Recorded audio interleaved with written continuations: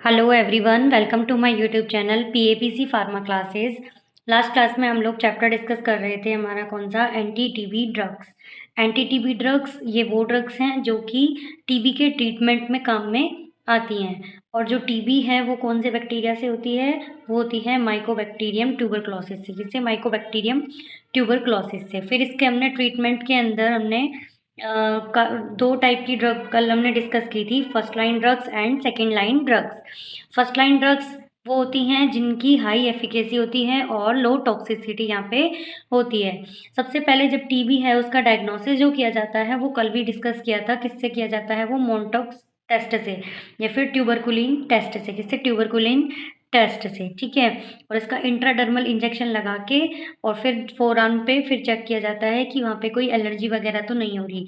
अगर हो रही है स्वेलिंग वगैरह, इरिटेशन, तो फिर वहाँ पे उसका मतलब ये है कि पेशेंट को टीबी जो है वो है। और ये कितनी टाइम तक किया जाता है ये टेस्ट? ये 48 टू 72 आवर्स, इतने टाइम तक यहाँ पे ये देखा जाता है। मैक्सिमम जो है वो 72 आवर्स तक, यानी कि इंजेक्शन लगने के बाद 48 से 72 घंटे तक उसको जो है स्किन को यहाँ पे डायग्नोस किया जाता है। कल हमने ये फर्स्ट लाइन ड्रग्स में कुछ ड्रग्स डिस्कस की थी, जो आइसोनियाजिड है, रिफाम्पिसिन है, पायराजिनामाइड एंड इथाम्ब्यूटोल। और इनके सबके क्या देखे थे यहाँ पे कि किस किस टाइप के डेरिवेटिव्स हैं और इनकी क्या क्या यहाँ पे क्या साइड इफेक्ट्स आते हैं। Hepatitis most common side effects था इन तीनों के अंदर। रिफाम्पिन जो है इसका ये ऑरेंज डिस्कलरेशन जो है यहाँ पे ये इसका मेन साइड इफेक्ट था। मेन जो मैकेनिज्म है आइसोनियाजाइड का वो क्या था? माइकोलिक एसिड सिंथेसिस को इनिबिट करने का। Mycolic acid bacterial cell wall का एक इम्पोर्टेंट कॉन्स्टिट्यूएंट है। Rifampin DNA dependent RNA polymerase को यहाँ पे इनिबिट करता है, ठीक है। पायराजिनामाइड का क्या था कि ये जो पीएच है बैक्टीरिया के सराउंडिंग मीडियम की जो पीएच है उसकी पीएच को लो कर देता है, ठीक है। तो ये पायराजिनामाइड का मैकेनिज्म था। हेपेटाइटिस और गाउट जो है इसके यहाँ पे साइड इफेक्ट थे। ये साइड इफेक्ट गाउट क्यों आ रहा था? क्योंकि ये यूरिक एसिड के सिक्रेशन को इनिबिट कर रहा था, जिससे कि ब्लड में यूरिक एसिड जो है वो इंक्रीज हो रहा था। नेक्स्ट जो है वो इथाम्ब्यूटोल। इथाम्ब्यूटोल में क्या था कि इसका साइड इफेक्ट जो था वो जो आपकी सेकंड क्रैनियल नर्व है, ऑप्टिक नर्व, उसको यहाँ पे ये इनिबिट मतलब इन्फ्लामेशन उसके अंदर हो रहा था। किसके अंदर? क्रैनियल नर्व के अंदर। कौन से नंबर की? सेकंड नंबर की। और रेट्रोवुल्वर डिजीज भी इसे बोलते हैं। और पेशेंट के अंदर रेड ग्रीन कलर की ब्राइटनेस जो है वो यहाँ पे होती है। अब देखेंगे हम नेक्स्ट ड्रग हमारी कौन सी? Second line drugs. Second line drugs कौन सी होती है? सेकेंड लाइन ड्रग्स में एक तो इनकी लो एफिकेसी होती है और हाई टॉक्सिसिटी होती है, जबकि फर्स्ट लाइन ड्रग की हाई एफिकेसी थी एंड लो टॉक्सिसिटी यहाँ पे होती उनकी, ठीक है। अब देखते हैं इसके अंदर कौन कौन सी ड्रग आती है। इसके अंदर आती है PAS यानी कि पास। ये थोड़ा इधर मैं आपको दिखाती हूँ, इधर ऐसे PAS यानी कि पास, पैरा एमिनो सैलिसिलिक एसिड। क्या? Para amino salicylic acid. ये ड्रग्स जो हैं सेकेंड लाइन ड्रग्स, ये जब दी जाती है जब पेशेंट को फर्स्ट लाइन ड्रग से रिस्पॉन्ड नहीं हो रहा है, यानी कि पेशेंट के अंदर जो टीबी है उसमें MDR टाइप की टीबी उसे हो गई। MDR means multi drug resistance. कौन सी? मल्टी ड्रग रेसिस्टेंस टीबी जो है उसे हो गई। इसी को हम टाइप 4 टीबी भी बोलते हैं, टाइप 4 टीबी भी से हम बोलते हैं। और इसके अंदर और कौन कौन सी ड्रग्स है? एक तो पैरामिनो सैलिसिलिक एसिड, इथियोनामाइड एंड साइक्लोस्पोरीन, ये इसके अंदर ड्रग्स इंक्लूड होती है। सबसे पहले देखना पास। पास जो है ये एक सल्फोनामाइड डेरिवेटिव ड्रग है। सल्फोनामाइड चैप्टर हमने पढ़े थे। सल्फोनामाइड डेरिवेटिव कैसे कि अगर इसको देखें, अपन नाम बोल रहे हैं इसका क्या? Para amino salicylic acid. Salicylic acid की स्ट्रक्चर किस तरीके की होती है? यहाँ होता है क्या? COOH, इधर यहाँ पे इस तरीके से OH, ठीक है। ये तो स्ट्रक्चर किसकी हो गई? ये हो गई सैलिसिलिक एसिड की स्ट्रक्चर, ठीक है।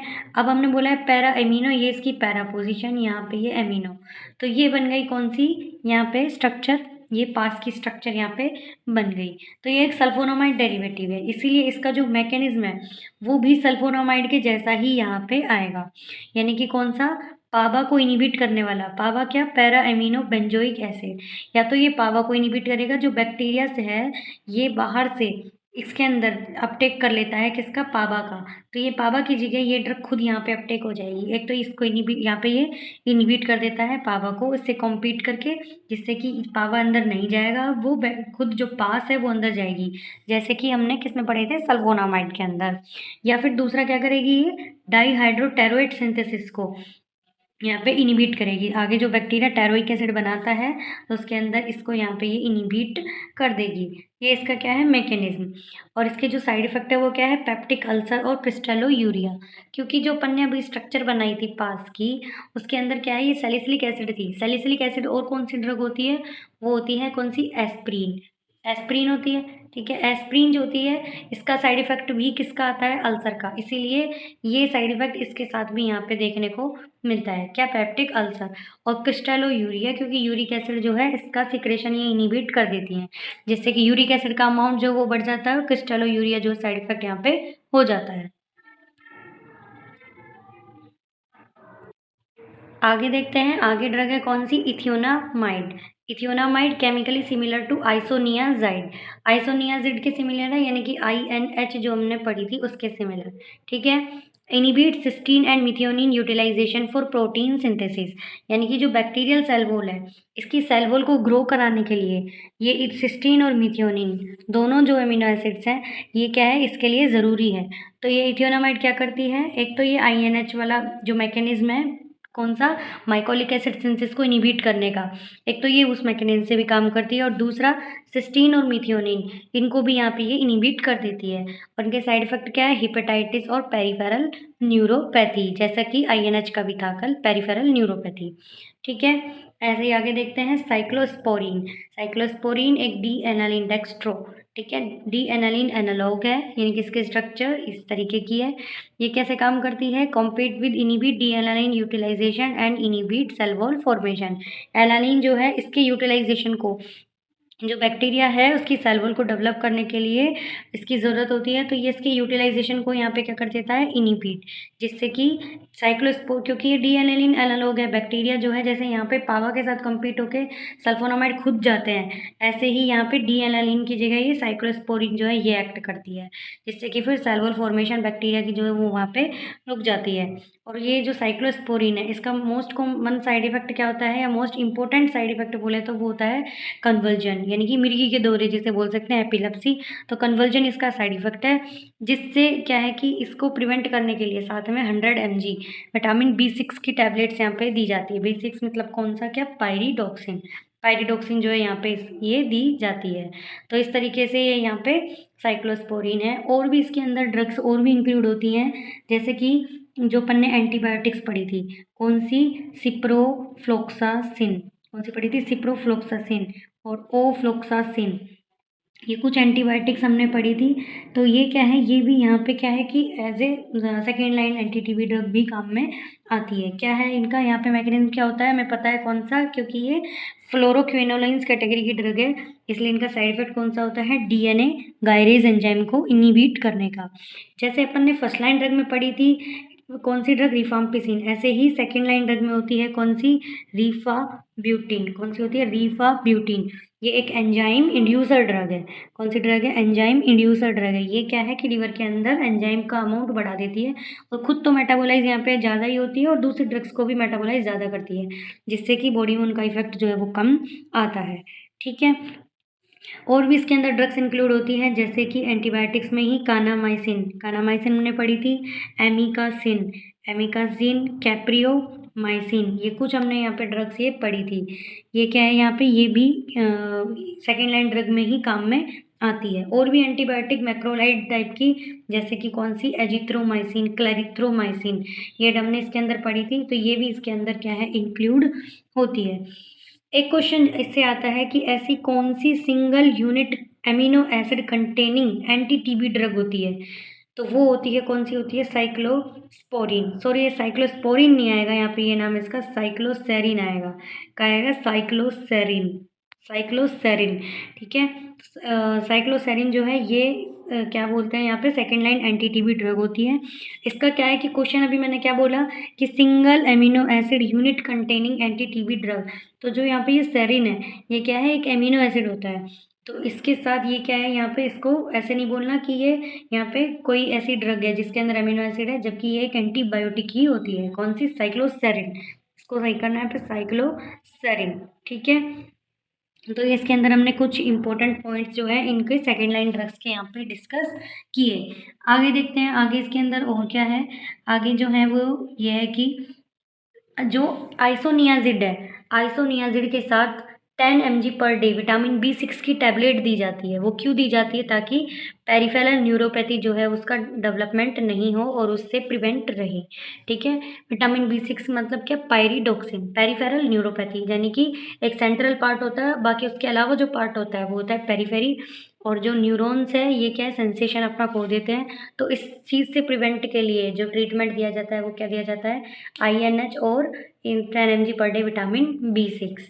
नेक्स्ट है कि आइसोनियाजिड के साथ 100 mg अगर विटामिन B6 देते हैं तो उससे क्या होता है कि जो INH की वजह से न्यूरोपैथी हो रही है वो यहाँ पे ट्रीट होती है।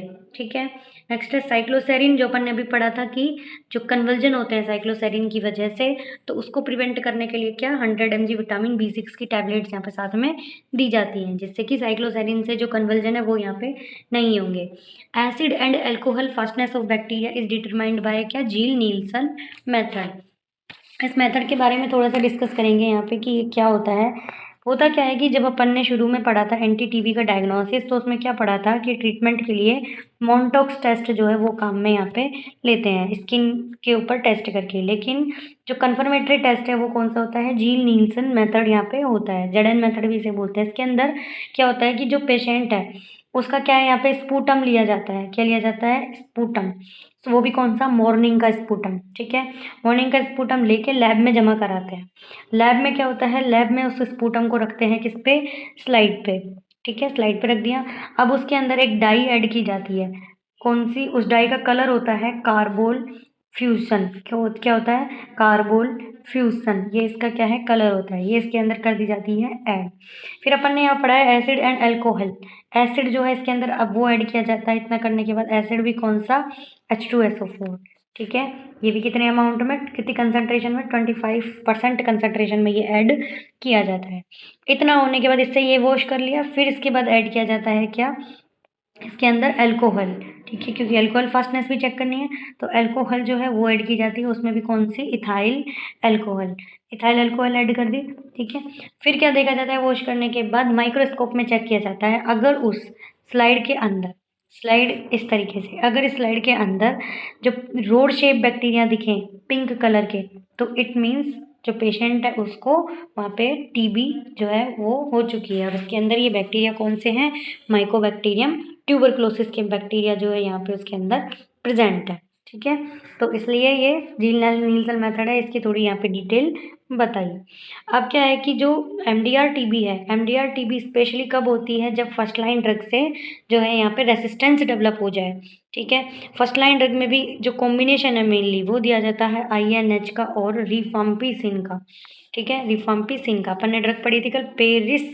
तो उसके अंदर जो R है और I है इसका कॉम्बिनेशन यहाँ पे दिया जाता है। ठीक है, अब ये पेरिस जो ड्रग है ये क्या है? यहाँ पे एक एंटी टीबी कीमोथेरेपी की तरह इनका कॉम्बिनेशन है। तो यहाँ पे ये दिखा है कि ये क्यों कॉम्बिनेशन दिया जाता है? ये इसलिए दिया जाता है किल डिवाइडिंग बेसिलाई, यानी कि जो एक बैक्टीरिया को बोलते हैं क्या? मतलब ग्रुप ऑफ बैक्टीरिया जो हैं इनको बोलेंगे क्या? बेसिलाई। एक बैक्टीरिया है तो उसको बोलेंगे बेसिलस। ठीक है, तो यहाँ पे ये जो बेसिलाई है ये डेवलप नहीं हो, तो ये इनको डेवलप नहीं होने के लिए इनको किल कर दें पहले ही।